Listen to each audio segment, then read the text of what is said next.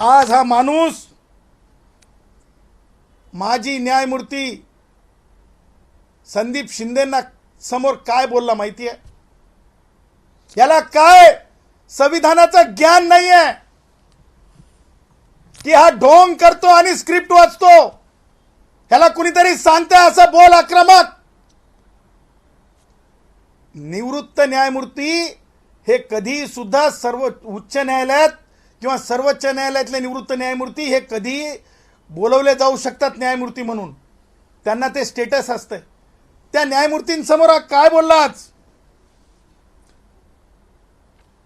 म्हणे सरकार चाभरं आणि परत चाभऱ्या झवण्याचं आहे. सरकार चाभऱ्या झवण्याचं. बघा हे झवण्याचा शब्द शरद पवार, या झवण्याचा शब्दाचा अर्थ काय? उद्धव ठाकरे, झवण्याच्या शब्दाचा अर्थ काय? दात खिळी बसली का तुमची? निषेध करणार आहेत की नाही?